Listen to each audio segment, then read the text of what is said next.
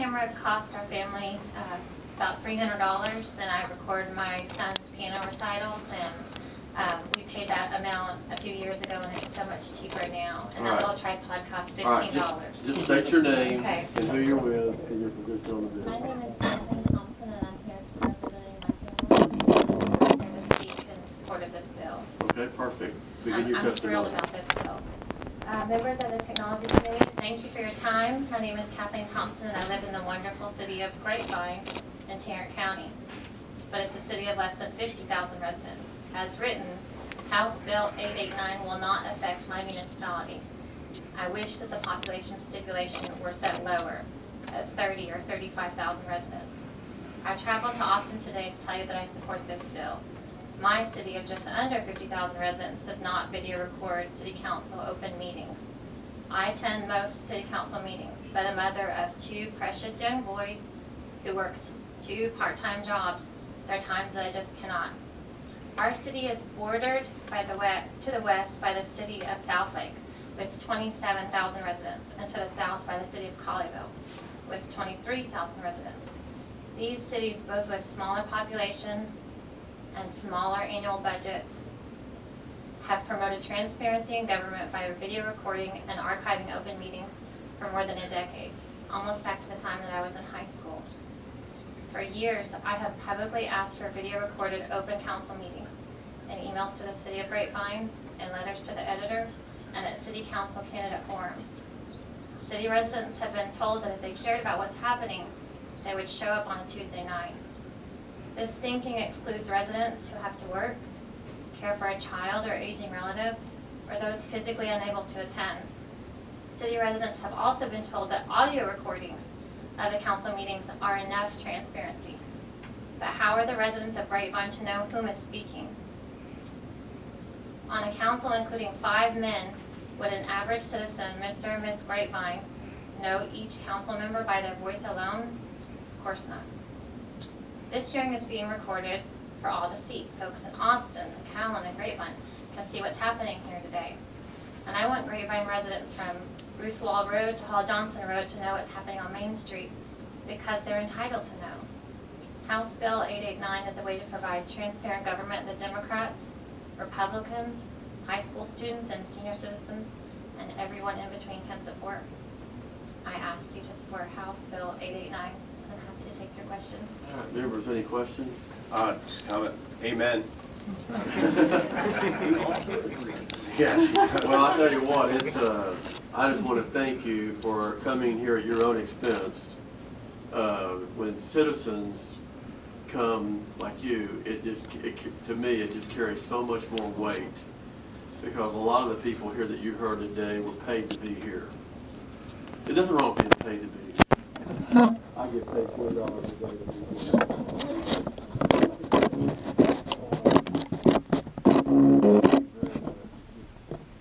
Very meaningful when citizens get involved and speak up, and maybe Representative Fowler will consider lowering that threshold. What's the top of your city?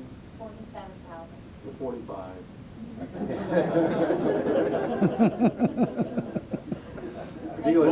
Particularly TML doesn't object. So. We'll have to work on that threshold. But I do support your view for open government. Thank you for the opportunity. It's my first You did great. here. I mean, not only because it was my first bill too, but like the chairman said, to echo his comments, to drive down here at your own expense because you believe in something. And one of the things that we're talking about as freshman legislators are, it's amazing that if you want to have influence in government, choose to. Because we don't get that many emails. We got some, but I mean, you would think we represent, each of us, roughly 170,000 people. And there's not that many citizens that are engaged, from our districts. There really aren't. And so thank you so much for coming down. Thank you. All right, the chair now recognizes Ruben Longoria of the Texas Association of School Boards. He's neutral on the bill. And Ruben, if you would, just state your name, your position on the bill, and begin your time. Yes, sir. My name is Ruben Longoria. I'm with the Texas Association of School Boards, and Mr. Chairman, please forgive me. I meant to put on the bill, not neutral. Okay, well, let's do the same thing. Okay. Thank you again for the opportunity to come here. Representative Fallon, thank you for filing that bill. What I've been hearing today is Combination of, it's those that are in favor of the bill, more transparency, utilizing technology to bring government to the people, which is always a good thing. But I'm also hearing the other side of the spectrum, which is it's an unfunded mandate. And our schools kind of fall right in between. We do have some schools that are doing it. I do know of one that is utilizing the internet. I know others are utilizing local cable access channels to put that forward, and listening to the gentleman that has a company that provides that, a lot of them are definitely moving in that direction by utilizing the internet. But under the definition of the school district, 50,000 or more, a school district like Louisville ISD probably does have the resources to be able to do that. But I also think about some of our membership that is that large or larger, but they have a higher economic disadvantaged student population. More mandates from the federal government to address those needs, where they're now would be put in a quandary to either address this issue that's mandated by the state and pull resources out of the classroom, or try to find another way to pay for something like this, i.e. tax increases. With us, our membership, we testifying on the bill, because finding out today there are a lot of school districts that are doing it, and it's just kind of hard for us to oppose a bill that one of our members is definitely doing and utilizing. The other thing is we do need to consider the fact that if this is going to be a mandate, there is no funds attached to it. We do like to use the mechanism of encouragement. I have seen throughout my career with TASB that a lot of school districts start doing things on their own, and it's obvious with the cities that have come up here, with the counties that have come up here, and with that one school district, they have actually gone forward and implemented this type of technology on their own, and we definitely encourage that. Whether we need a Gold Star program or a Gold Circle program like the comptroller, that you would definitely see a lot of school districts probably fighting over each other to get this on the internet. But again, that is something that is handled locally by the local government, and I'll be happy to answer any questions. Any questions? All right, Ruben, thank you for coming. No problem, thank you. Is there anybody else that'd like to testify for, on, or against House Bill 889? Chair recognizes Representative Fowler to close. Thank you, Mr. Chairman. Because this was my first one, I had a bunch of notes and almost a brief, and I think it was a little bit too long. But what I want to do is just kind of summarize the genesis of the bill so the committee can understand it and the folks that have bothered to stay this long. It came about because when I was on this, and I'm going to preface this, I'm talking about the city council in Frisco, and I understand when you talk about municipal politics, to people that don't live in your city, it's kind of like talking about your cat. So I get that. I got to wrap it up quickly. Suffice to say, we had a project that was involved 4 cities. It was going to cost $70 million. It was an arts hall.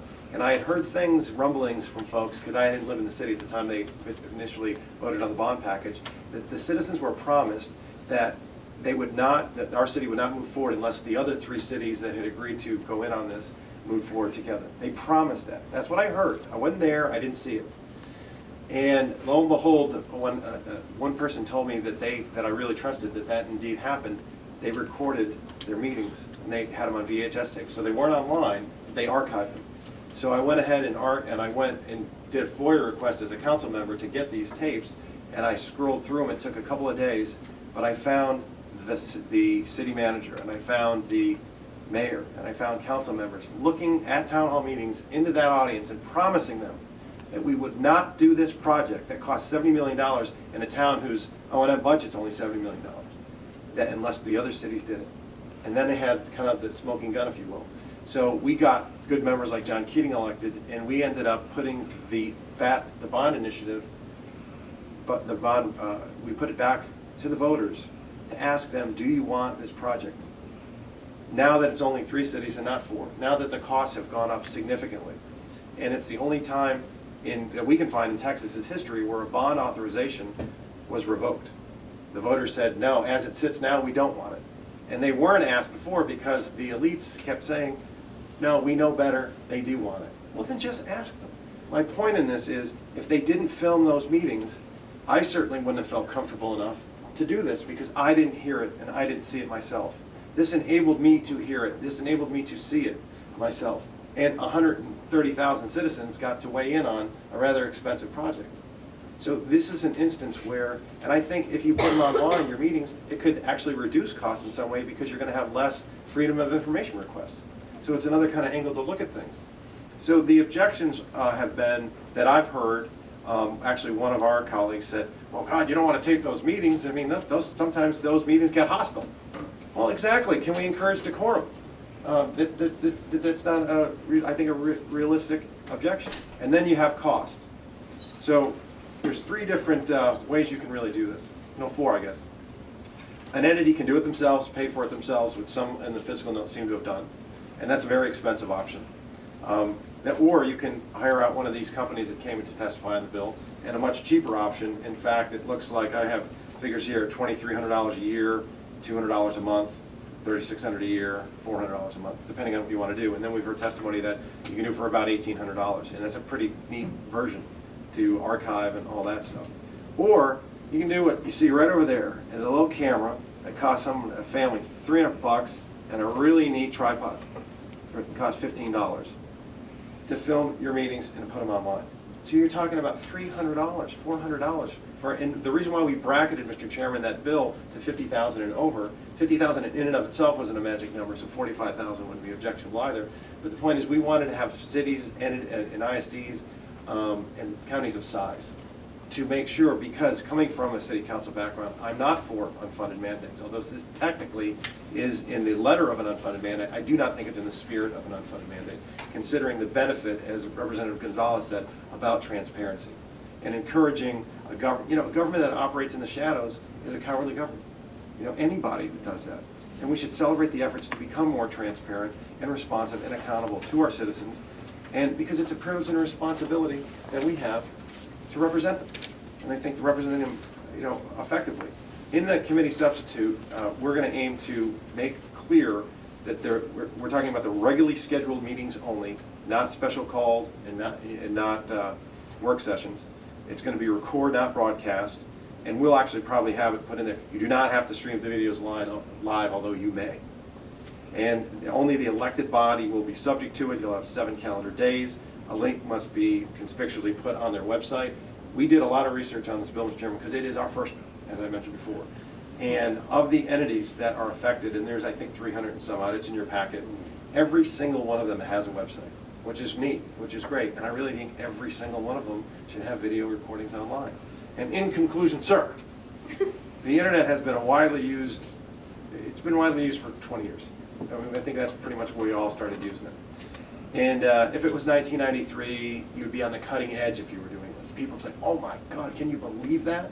Now, kind of ignoring the fact that we landed a man on the moon 30 years prior to that, nonetheless. And if it was 2003, I think by that point you should have done it.